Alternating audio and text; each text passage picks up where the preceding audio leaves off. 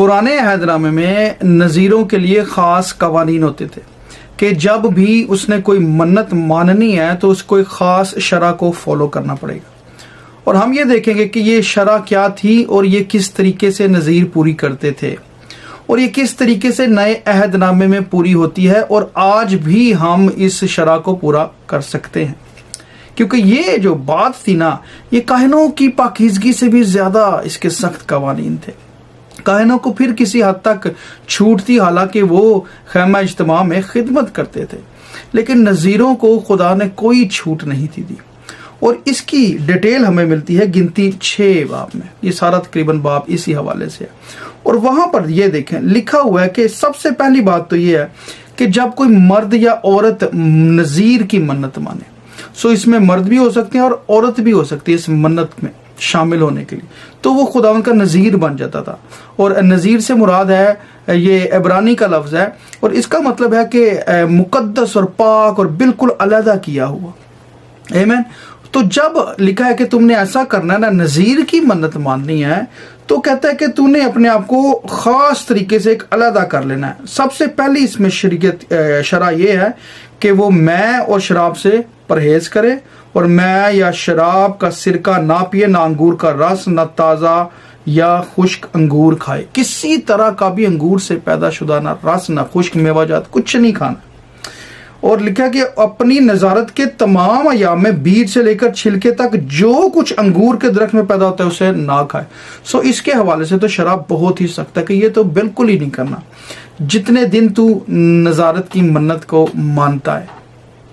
अच्छा, उसके बाद फिर लिखा है कि जब नज़ारत की मन्नत पूरी हो जाए तो उससे पहले तूने कोई सर पर उस तरह नहीं फरवाना है, तूने बालों को बिल्कुल नहीं तराशना, ना कटवाने हैं। लेकिन जब एंड हो जाएगा तो फिर तूने पूरा सर मुंडवा देना है और खुदाबंद को जो बाल हैं वो नज़र कर देने हैं।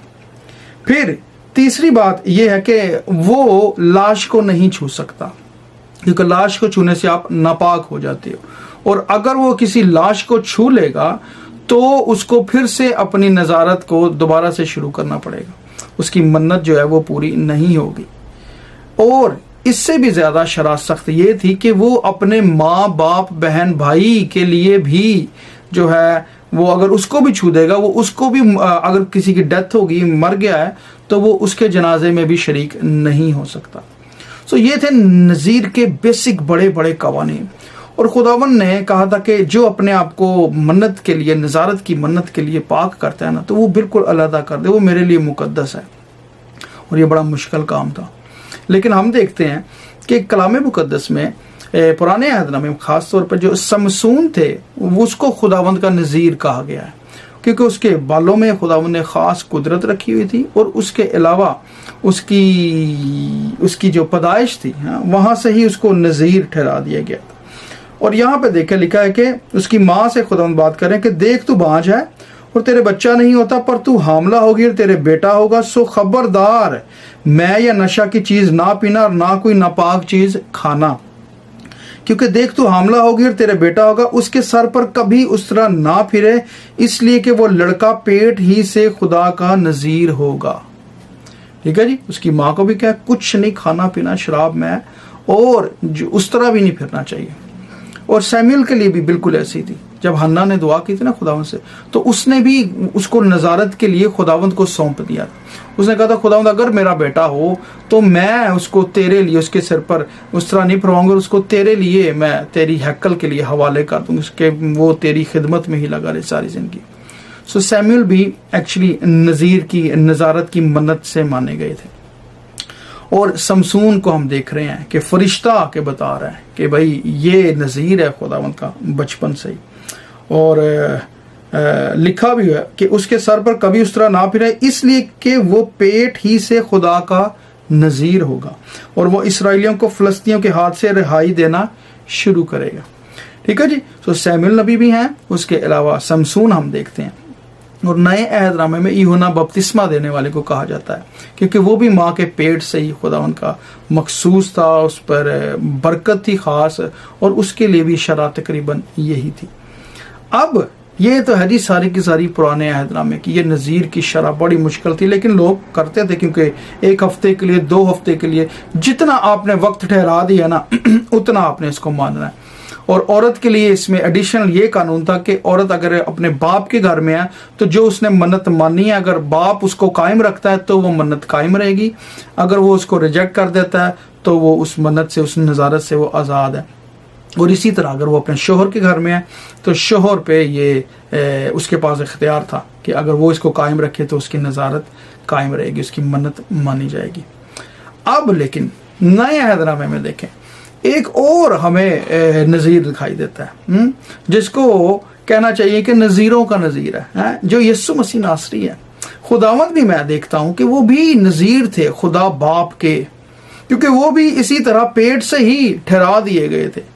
खुदा बाप ने सहीफों में प्रोफेसीज पहले से कर दी थी और लिखा है कि एक लड़का तवल्लद होगा, तुम्हारे लिए एक लड़का तवल्लद होगा, और फिर एक लड़का पैदा होगा ना, और फिर कहा था कि वो दही और शहद खाएगा जब तक वो नेकी और बदी की पहचान में बढ़ ना जाए।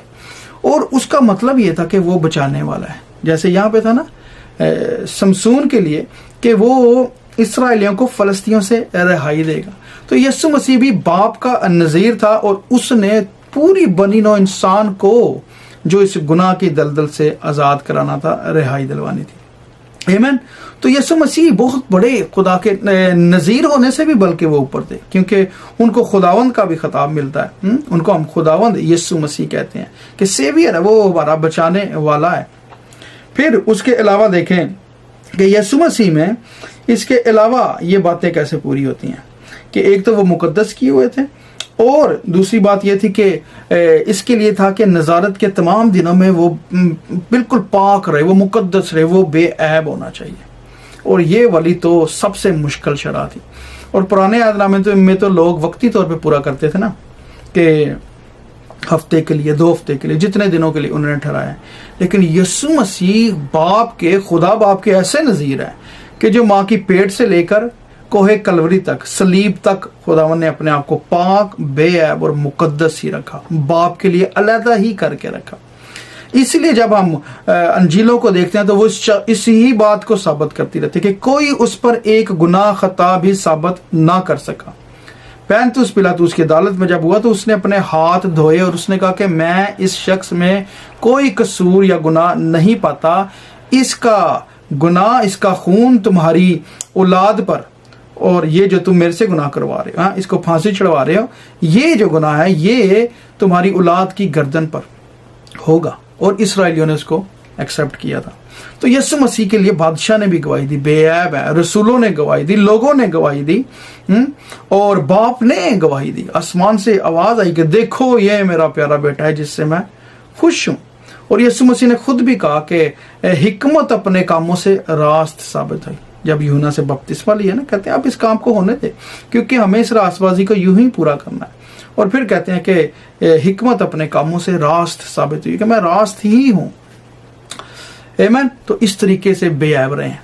तीसरी शरह देखें इसके अंदर, जो बड़ी मुश्किल शरह है, वो है कि मुर्दे को अगर छूओगे तो आप नापाक हो जाओगे। और यीशु मसीह को हम देखते हैं कि ये शरह, यीशु मसीह ने तो मुर्दों को छुआ, तो फिर कैसे वो नज़ीर हो गए खुदावंद के? ये बहुत बड़ा सवाल उठाया जा सकता है जी।